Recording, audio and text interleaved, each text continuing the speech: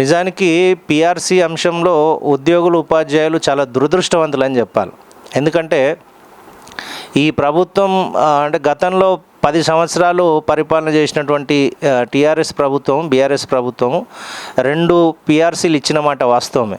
ఆ 2 పిఆర్సీలు ఇచ్చేటప్పుడు సుమారుగా 2 ఏళ్ళు 2.5 సంవత్సరాలు కాలయాపన చేసి పిఆర్సీ ఇచ్చారు. సరే, ఏదేమైనా ఫైనల్గా ఒక మంచి ఫిట్మెంటే ఇచ్చారనే ఒక సంతృప్తి ఉపాధ్యాయుల్లో, ఉద్యోగుల్లో ఉండేది. ఆ తర్వాత ఇప్పుడు ఈ పిఆర్సీ రావాల్సింది ఎప్పుడు 2003 జూలై నుంచి మాకు ఈ పిఆర్సీ అమలు కావాలి. కానీ 2003 జూలైలో అమలు కావాల్సిన పిఆర్సీ ఈరోజు 2006 జూలై, అంటే సుమారుగా 3 సంవత్సరాలు అవుతుంది. 3 సంవత్సరాల కాలయాపన అనేది నాకు తెలిసి మొత్తం పిఆర్సీ చరిత్రలోనే హయ్యెస్ట్ పీరియడ్గా మేము భావిస్తున్నాం. ఇంత డిలే చేయడం చాలా అన్యాయంగా భావిస్తున్నాం. ఒకవైపు ధరలు పెరుగుతున్నాయి, ఒకవైపు ఒక ఉద్యోగి కనీసం సొంత ఇల్లు కూడా తీసుకోలేని పరిస్థితి ఉంది. బ్యాంకుకి వెళ్తే వాళ్ళకి ఇచ్చేటువంటి లోన్తో ఒక ఇల్లు, ఒక అపార్ట్మెంట్ తీసుకోలేని పరిస్థితి ఉంది.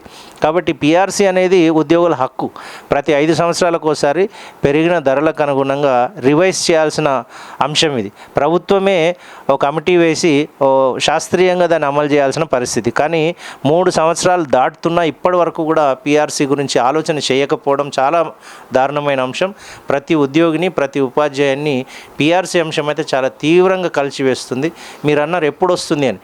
ఎప్పుడు వస్తుంది అనేది చెప్పాల్సింది గవర్నమెంట్ అండి, మేము కాదు. మాకు రావాల్సింది జూలై నుంచి, 2003 జూలై నుంచి రావాలి. అప్పుడు కేసీఆర్ పోతూ 5% ఐఆర్ ఇచ్చి వెళ్ళాడు. ఐఆర్ అంటారు, ఇంటరిమ్ రిలీఫ్ ఫండ్ అంటారు. ఐఆర్ ఇచ్చారు, ఇంటరిమ్ రిలీఫ్ ఇచ్చి వెళ్ళాడు. కాంగ్రెస్ ప్రభుత్వం కూడా మేనిఫెస్టోలో మేము వచ్చిన 6 నెలల లోపల మీకు పిఆర్సీ ఇస్తాం మంచి ఫిట్మెంట్తో అని చెప్పారు. నమ్మాం నిజానికి. కానీ ఇప్పటిదాకా ఆ పిఆర్సీ రిపోర్ట్ కూడా తెప్పించుకోలేనటువంటి పరిస్థితి ఉంది.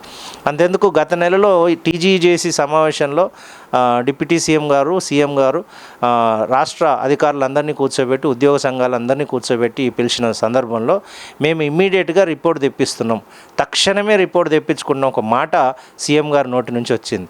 తక్షణం అన్న వ్యక్తి ముఖ్యమంత్రి గారు ఇప్పటికి 2 నెలలు గడుస్తున్నా కూడా తక్షణం అంటే అర్థమైందో తెలియని పరిస్థితి. ఇప్పటిదాకా రిపోర్ట్ తెప్పించుకోలేదు. ఆ రిపోర్ట్ తెప్పించుకుంటే అందులో వాళ్ళు ఎంత ఫిట్మెంట్ సజెస్ట్ చేశారో తెలిస్తే అది ఉద్యోగులతో కూర్చొని మాట్లాడితే నెగోషియేషన్లో ఏదో ఒక ఫిట్మెంట్ వస్తుంది, పిఆర్సీ అమలు కావడానికి అవకాశం ఉంటుంది. ఒక పక్క పిఆర్సీ అనేది ఎప్పుడు వస్తుందో తెలియనటువంటి పరిస్థితి ప్రభుత్వం నుంచి ఉంది. అందులో డిఏ విషయానికి వచ్చినట్టయితే గతంలో మీకు ఎన్ని డిఏలు వచ్చినవి, ఇప్పుడు ప్రజెంట్ ఎన్ని డిఏలు పెండింగ్ ఉంది? సో మీరు ప్రభుత్వాన్ని ఇక నిజానికి చెప్పాలంటే ఉద్యోగులకు, ఉపాధ్యాయులకు సంబంధించిన అన్ని అంశాలు పెండింగ్లోనే ఉన్నాయండి. ఇంతకుముందు పిఆర్సీ 3 సంవత్సరాలుగా పెండింగ్లో ఉందనే విషయం మీకు చెప్పాను. అదేవిధంగా గత ప్రభుత్వం డిఏల విషయంలో కూడా తీవ్రమైన తాత్సారం చేసింది. గత ప్రభుత్వం దిగిపోయే నాటికి 3 డిఏలు పెండింగ్లో ఉండేవి. ఈ ప్రభుత్వం వచ్చిన తర్వాత 15 రోజుల్లో మీకు డిఏలన్నీ క్లియర్ చేస్తామని మేనిఫెస్టోలో పెట్టారు. నమ్మాము. సరే, 15 రోజులు కాకుండా 6 నెలల్లో ఇస్తారు కదా అనుకున్నాం. కానీ ఈ ప్రభుత్వం వచ్చి కూడా మళ్ళీ 3 ఏళ్ళు కావస్తుంది. అయినప్పటికీ ఇప్పటివరకు డిఏలు, పాత డిఏలు రాలేదు. పాత డిఏలకు మరో 2 డిఏలు యాడ్ అయ్యి ముఖ్యమంత్రి గారు 5 డిఏలను పెండింగ్లో పెట్టారు. అంటే డిఏ అనేది, డియర్నెస్ అలవెన్స్ అనేది ప్రతి 6 నెలలకు ఒకసారి పెరిగిన ధరలకు అనుగుణంగా ప్రతి ఉద్యోగికి ఇచ్చేటువంటి అంశం. సెంట్రల్ గవర్నమెంట్ ఎంప్లాయీస్కి వస్తుంది, స్టేట్ గవర్నమెంట్ ఎంప్లాయీస్కి వస్తుంది. ఈ డిఏ అనేది అదేదో ఏమంటారు, వాళ్ళకు ఫ్రీగా ఇస్తున్నట్టుగా, ఈయనకు అనవసరమైన బెనిఫిట్గా ప్రభుత్వం భావించడం అనేది చాలా హాస్యాస్పదం, చాలా బాధపడేటువంటి అంశం. ఇట్లా 5 డిఏలు పెండింగ్లో ఉన్నాయి. ఈ 5 డిఏలు కూడా ఎప్పటికప్పుడు అడుగుతూనే ఉన్నాం. అడిగినప్పుడల్లా ఒక కార్యాచరణ ఇచ్చినప్పుడల్లా ఒక డిఏ ఇస్తున్నటువంటి పరిస్థితి. అంటే డిఏల కోసం కూడా ఉద్యోగ ఉపాధ్యాయులు ఫైట్ చేయాల్సినటువంటి పరిస్థితి ఈ తెలంగాణ రాష్ట్రంలో రావడం చాలా దురదృష్టకరం. నిజానికి తెలంగాణ రాష్ట్రం ఏర్పాటులో ఉద్యోగులు కానీ, ఉపాధ్యాయులు కానీ చాలా కీలకమైనటువంటి పాత్ర పోషించారు.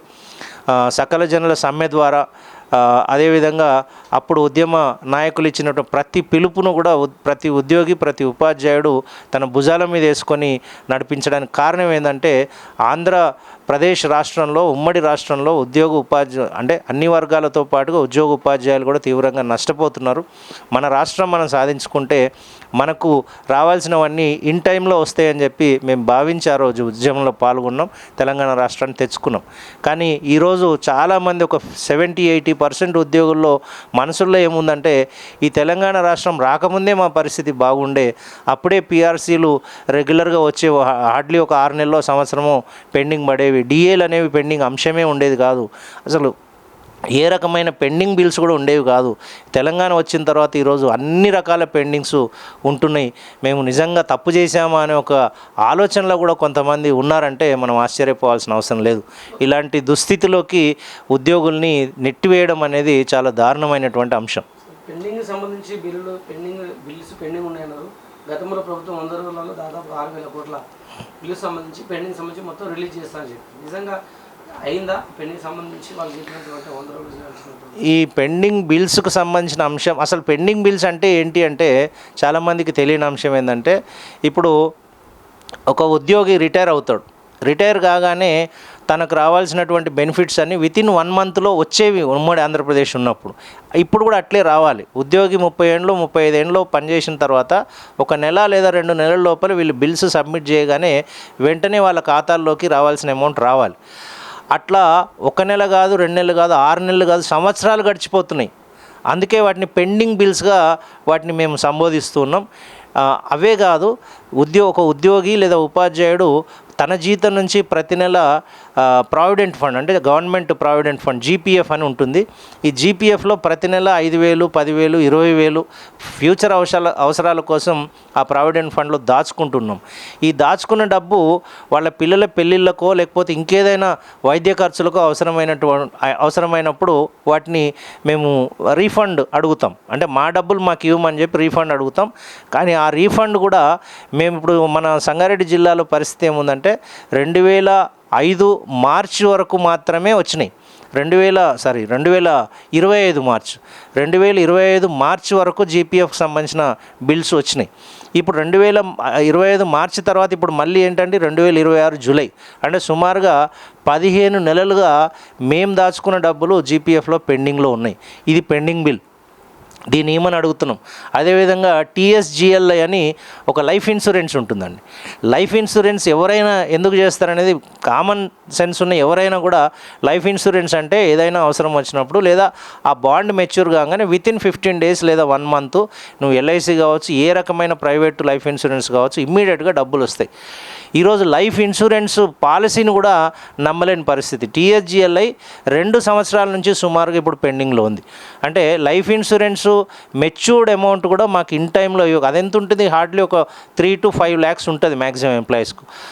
అది కూడా ఇవ్వలేనటువంటి పరిస్థితి, అది కూడా పెండింగ్ బిల్లుగా మార్చినటువంటి దుస్థితి. అదేవిధంగా శాలరీస్కి సంబంధించినటువంటి పెండింగ్ ఇష్యూస్ ఉంటాయి. అదేవిధంగా ఈఎల్స్ ఎన్కాష్మెంట్ ఉంటుంది, అట్లా మెడికల్ బిల్స్కి సంబంధించినవి ఉంటాయి. ఇది వేతనం తప్ప మరి ఏ బిల్లు కూడా ప్రభుత్వం ఇవ్వడానికి సిద్ధంగా లేదు అని చెప్పడానికి నిజంగా చింతిస్తున్నాం. తెలంగాణ రాష్ట్రంలో ఇలాంటి పరిస్థితి రావడానికి మేమంతా బాధపడుతున్నాం వచ్చినందుకు.